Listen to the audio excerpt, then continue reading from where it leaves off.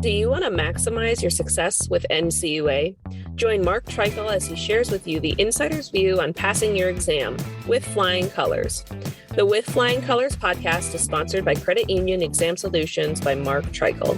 If you would like to work directly with the Credit Union Exam Solutions team and receive support to optimize your results with NCUA so you save time and money, visit us at marktreichel.com to find out more.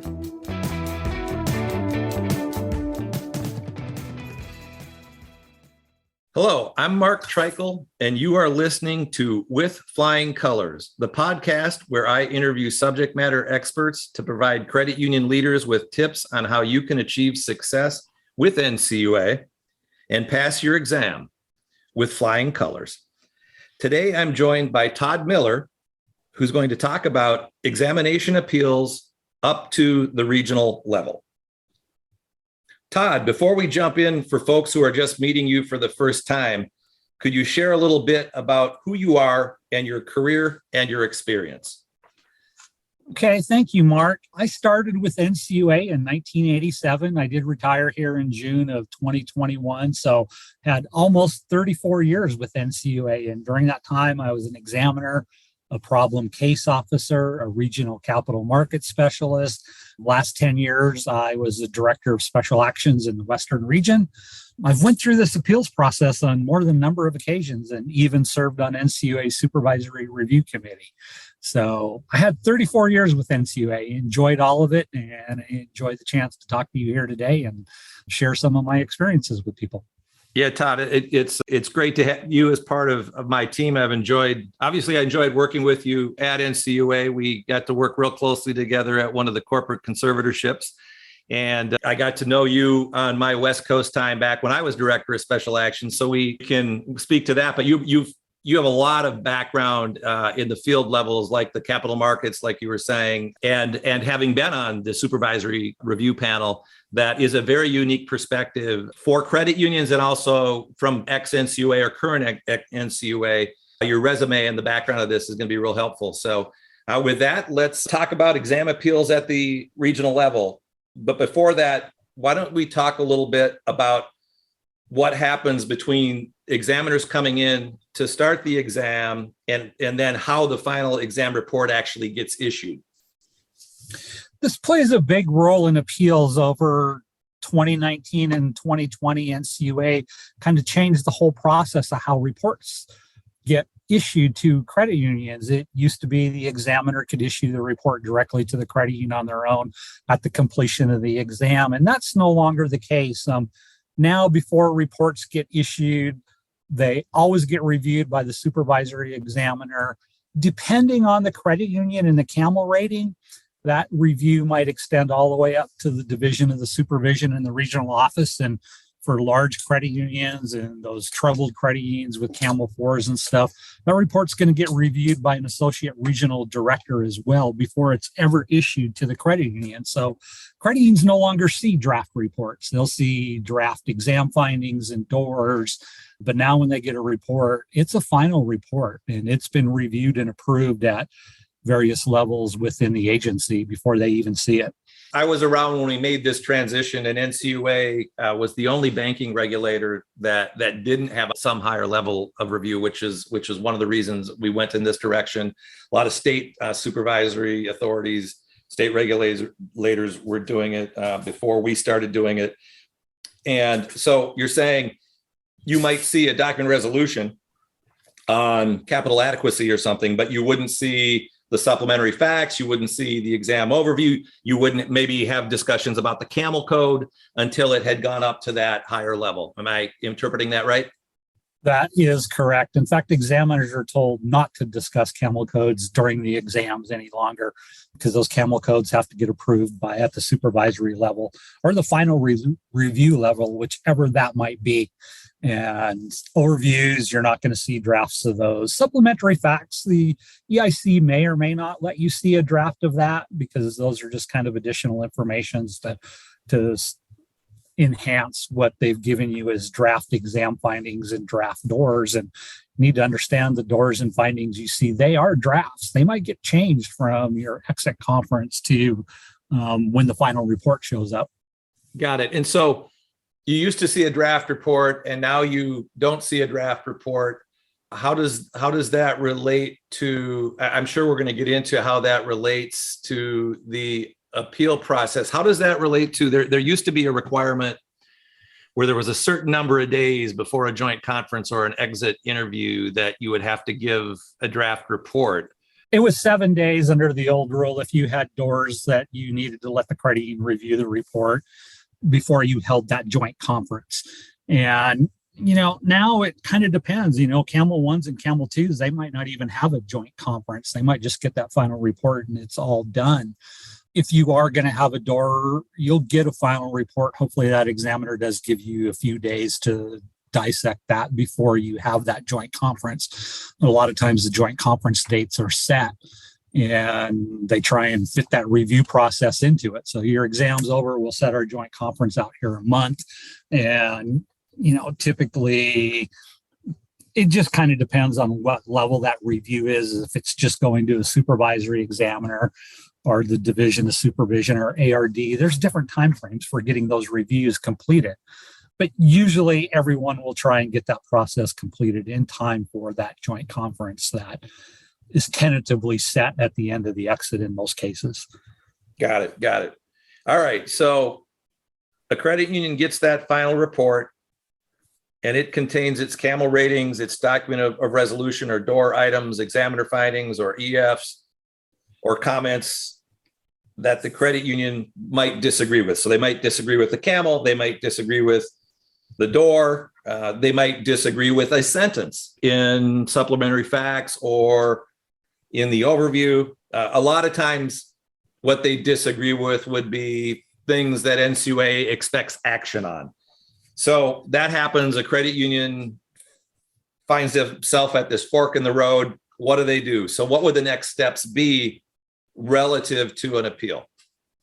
Well, I'm going to back up and just give some hints to let's try and avoid appeals to begin with. I love it. Yeah, absolutely. I think there's some things credit unions can do, and this is the way it works most of the time. I mean, appeals are not all that common. They're fairly rare, but they do happen with some frequency. But I think there's a lot of things that a credit union management team can do to avoid us ever having surprises in that final exam report. And that goes to just managing that whole exam process and communicating effectively to make sure you don't get surprises. So, when your exam's in process, make sure you're communicating openly with that exam staff.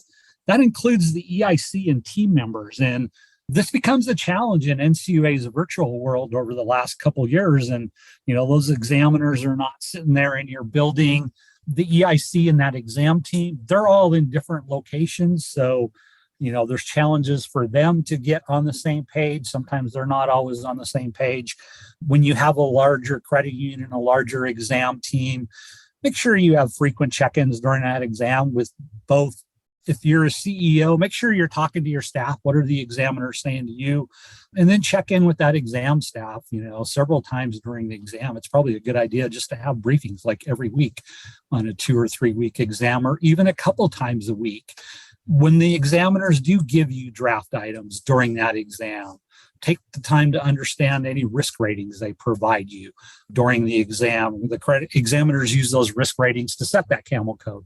You should see proposed doors or exam findings during the exam, especially with documented resolutions. Those corrective actions are negotiable, and do sit down, negotiate with them. Make sure it's a legitimate problem and make sure you understand the findings. It's much easier to get all this stuff resolved during the exam rather than get surprised with the final exam report.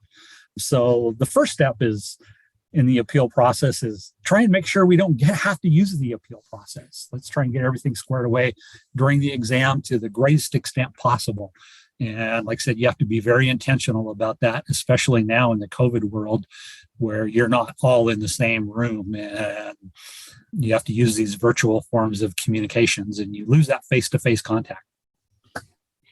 All great points, Todd. I'll hit the nail with the hammer on the try and resolve it during the exam. That front level contact between the district examiner and any specialists that might be there. If you can resolve it with good communication, communication is the key to life in everything, whether you're dealing with negotiating with somebody on a contract, whether you're dealing with being a parent to your children.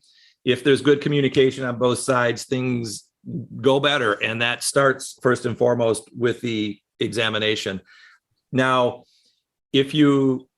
I will say, as an aside, and maybe we can talk about this a little later, since I left NCUA and am now consulting and have had some clients that have been at that fork in the road. And I think, we're going to talk about what your options are if you feel you do want to appeal. I used to get approached by credit unions, like at the governmental affairs conference, where there might have been a complaint and they would want to talk through what their steps would be. And I would explain that. But oftentimes the trade associations or the leagues would come to the NCUA board, or they would come to me as a regional director, and they'd say, hey, we have someone who says there's an examiner in this part of the country that's being a little heavy-handed, and they're afraid for retaliation relative to that. And the policy at NCUA is there is no retaliation. The policy is that if somebody appeals it, they have all these rights that they can pursue. But the reality is, without specifics, it's hard for NCUA to deal with it. And so that would be typically the response. Well, if you don't give me specifics, there's nothing that I can really do with it. Now that I'm on the other side assisting credit unions, I realize the weight of that, what that means to the credit unions, more than I ever did in my 34 years at NCUA. And I've had a couple clients, I actually use the phrase "go along to get along," and they hit, so you hit this fork in the road. The examination says we need to do X. I don't really think we do, because that's going to create a cost of Y. And is the risk that they're saying is to a certain level really at that level? But do I go along to get along? Is this the issue that I do want to appeal? Or do I try and improve those communications at the field level and have a discussion with the examiner to try and explain my side, which is, again, like you said, do it during the exam. It's just that the magnitude, I never realized that almost every discussion that NCUA has with the credit union, they have to weigh in that manner. Is this something that I agree with? Is this something that I disagree with 10%? Or is this something I just disagree with 80% that I really want to push back? And that takes a lot of time and energy in the credit unions. And quite frankly, until I was helping credit unions understand the exam process and helping them through their examinations, I didn't fully realize the magnitude of that. You have any thoughts or comments on that statement? I do. I have a couple. First, like when you get an exam report, and I'll do this myself, someone will send me an email or I'll get an appraisal and there's something in it I don't like. I think the first thing you do is you just kind of set that down and digest it for a night, and then kind of reread it the next day. When I was a supervisor, I would always have my staff give doors to me. And one of the things I would look at is this going to cost the credit union more money than it's worth? And I think credit unions have to weigh that cost benefit of appealing things. Appeals take a lot of time, and time costs a lot of money. And is it worth appealing, or is it just easier to spend a little bit of money and do what the examiner says? Sometimes it's worth it to address something in an inexpensive way rather than appeal it. I do think it's always worth a conversation with the examiner, even if you're not going to file a formal appeal, and kind of let them know your thought process and make sure you understand what they wrote. But yes, I mean, sometimes you may think that examiner's wrong and they may have an exam finding which is correctable in the normal course of business. You don't think you need to do anything. Sometimes if it's just a small policy or procedural change, it's easier just to write that into a policy or procedure rather than appeal that examiner's determination. At the end of the day, the examiners are trying to help you. It's not malicious on their part or anything. But yeah, sometimes it's better to not appeal if it's not going to cost you a lot to address the issue, or, if you don't agree necessarily with a CAMEL rating, but that doesn't affect your employee performance goals, or it doesn't affect your credit rating with the FHLB or any external parties. Sometimes it might not be worth appealing that item in a formal process all the way up to the regional director. I do think it's worth No, go ahead. I do think it's worth a conversation with the examiner or the SE, though, and you may just stop at that point. Got it. Yeah. So indeed, we both agree that sometimes it makes sense to go along to get along. And you said they're there with good intent. The credit union is there with good intent. So try and resolve it is always step one. So there are going to be some situation where the credit union does do its best to manage the examination process, and they've negotiated, they've used all their meet and deal skills with the examiner, and the report still contains a surprise or something that they materially disagree with. What would they do next? Well, when a credit union gets this exam, that first 2 pages, there's a whole 6-point bullet section that says levels of appeal. Well, first thing is read through that and understand those levels of appeal. There's time frames in there for formal appeals to the regional director. Make sure you adhere to those time frames. The appeal process, it always starts with the examiner, then the supervisory examiner, then the regional director. I think depending on the item, sometimes you might want to actually bring in the supervisory examiner right away. Do consider how much documentation you need. If you're going to choose to appeal, it's going to take some documentation because you're going to have to prove your point that the examiner made a mistake, they missed something. And let's just be honest, the examiners do make mistakes, and they send you an exam request list and you give them 10,000 pages or 2,000 pages of documents. Sometimes a piece of it isn't read by a team member and it just gets overlooked, and it results in a finding or door that is not necessary. But you're going to have to gather up all that information to prove your point. And you do need to consider that with the appeals is how much documentation do you need to prevail? And you're going to have to prove your point. And it can be done though. Nowadays, it's hard with this whole report approval process for an examiner or supervisor to get in a report changed. So sometimes you're often going to end up at that supervisor RD levels, which is a more formal appeal in writing. And like I said, you do have to make sure you file those within 30 days and provide enough documentation to demonstrate that report was an error or the examiner's conclusions were incorrect. Sometimes you're going to have to provide more information than you even gave the examiner during the exam. But you have to prove somewhere that the examiners made an error and their conclusions are an error in fact. That said, it can be done. I spent a lot of time as a supervisor. I had a few exams appealed, and of course, I talked to a lot of other supervisors. It's not uncommon when a credit union appeals at the regional director level that they will prevail in part with changes to CAMEL ratings, or they'll see corrective action softened or removed from the report.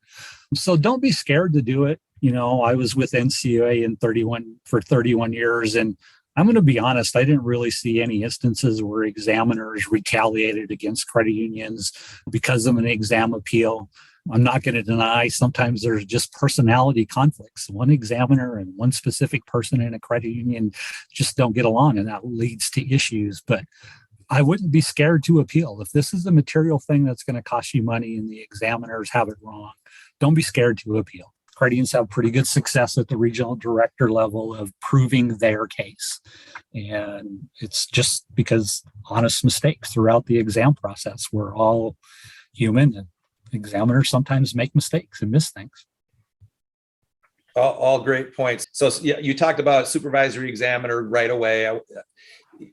I'm assuming, so once it's finalized, you end up getting where the examiner has less control about doing something. But let's say it was, we think you need to add these 10 things tied to your investment policy. You disagree with the examiner, and then the examiner doesn't change, or they change a little bit, but you're still unhappy. You're saying get that supervisory examiner involved before it goes on up to the higher levels. Let's deal with that one first. Yes, always start with the supervisory examiner. For the smaller credit unions, a lot of times they can alter a report just on their own. If you go above the supervisory examiner, well, the region's process is they're going to go back to the supervisory examiner and start there anyway. So it's always best to start with that supervisory examiner. While they may have read the report and okayed it, a lot of times they're minimally involved in the exam, so they might not know all the background to the exam and everything. So it's always a good place to start with that supervisory examiner. The appeal levels, that's kind of the way it lays it out. That's the agency's expectation, is you will start with that supervisory examiner. And it's always the best place to start. And just in a general view, we always talk about credit unions having relationships with their examiners. Well, it's good for them to have working relationships with those supervisory examiners as well. Absolutely. Excellent point. So I'm curious, I'm interested to hear your thought on this next question, which is similar but slightly different. And so you were a capital market specialist. You were also a supervisor. An exam happens. You've got the principal examiner who's in charge of issuing the report. You've got a capital markets specialist, and you've got a commercial loan specialist that come in. The exam goes on, the team's there. And well, I'm almost saying this in a forum where NCUA used to be on site, but let's say it's virtual or, whichever. And you're interacting with the capital market specialist. They do their work. They come up with something that's a proposed document resolution. They give it to the principal examiner. And the capital market specialist has a lot of other responsibilities out of the other exams, and they go on their way to their next assignment. And I have given the advice to some of my clients that you want to have a really good communication with those specialists are there, and you want to be able to talk to them while they're there, while they're assigned to you, because what I've seen happen in some instances is that higher ranking, higher graded, higher paid specialist does work, gives it to the principal examiner who's responsible, and then the principal examiner has to carry the water, if you will, of the other experts. And then you start asking questions about that, yet it's not the expertise that they particularly have. While they might have capital markets background, they relied on this other specialist. So you agree with my precept that talk to the people while they're there, because if the specialists move on, it can get a little bit harder to negotiate? Yes, I do agree with that. And if you get involved with an appeal and it involves like a regional lending specialist that was on the exam or a capital market specialist, I don't think it's out of bounds to, as you're talking to the supervisory examiner, say, hey, can we get the specialist on the phone too? Sometimes what happens, this happens infrequently, but it does happen, where a specialist, whether it's a information systems officer or security officer, or a capital market specialist or a regional lending specialist, they'll do an extensive write-up and they will write findings that are detailed. And through the editing process, the EIC edits them, thinking that they're making it easier to read, but it tends to sometimes change the context of what they wrote.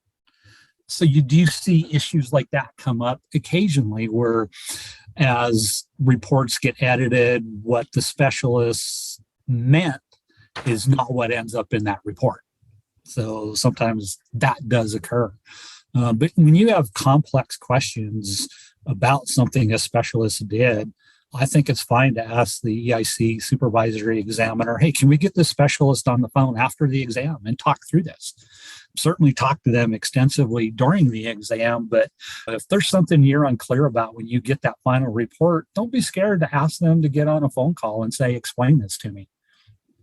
Great advice. The third item that you referenced that I want to highlight a little bit is the fact that sometimes there just are personality conflicts, right? Everybody doesn't get along with everybody.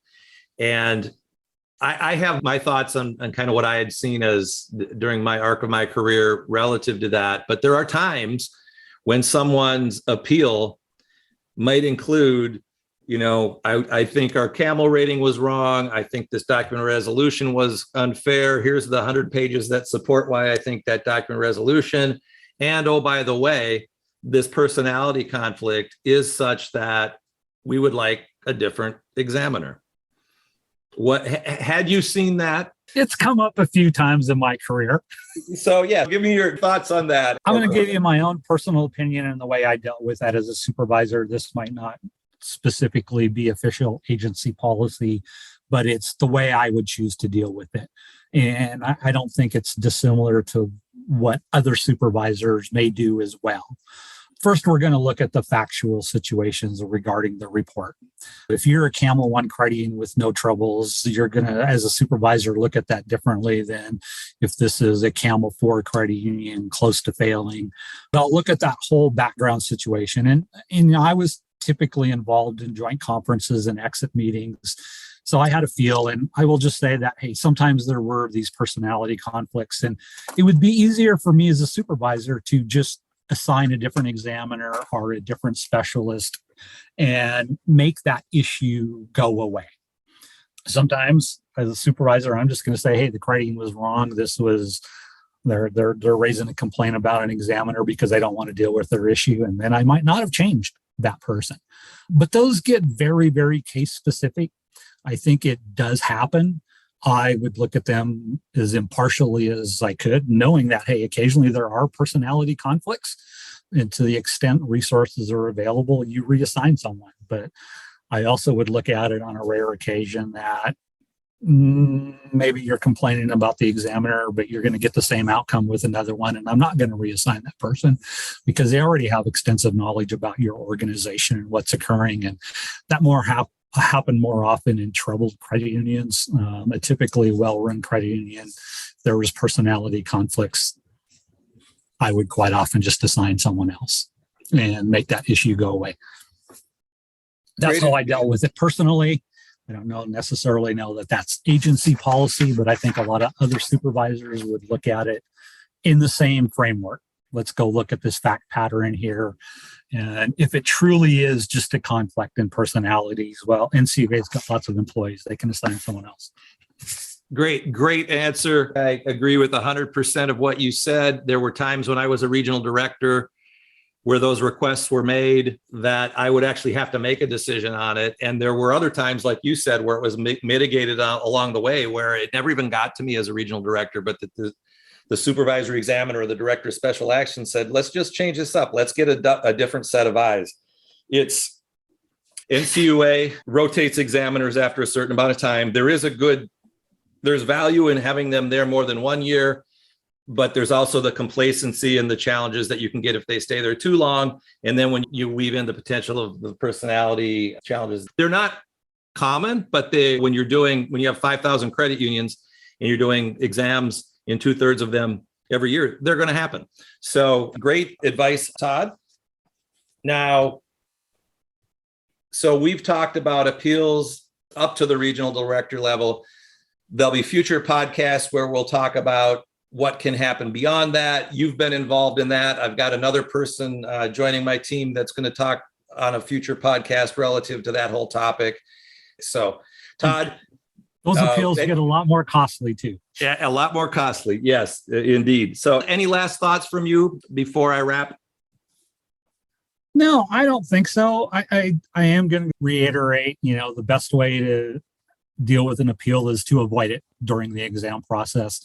Communication, you mentioned it earlier, is kind of at the heart of this. If you're communicating openly, honestly with your examiners during that exam process, we shouldn't have surprises and things shouldn't go to the appeal process at all.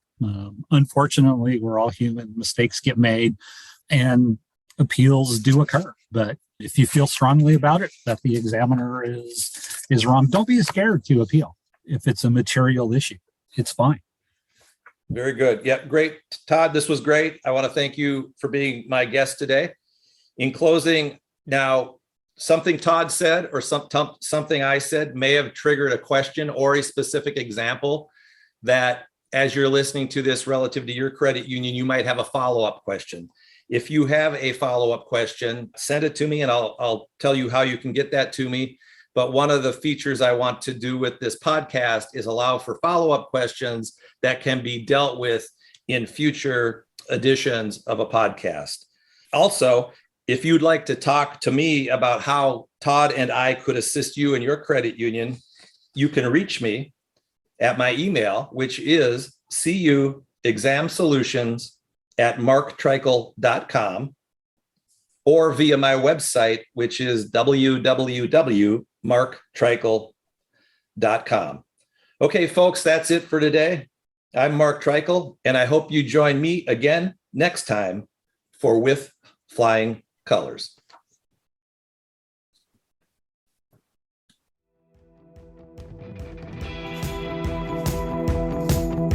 Thank you for joining us on this episode of With Flying Colors.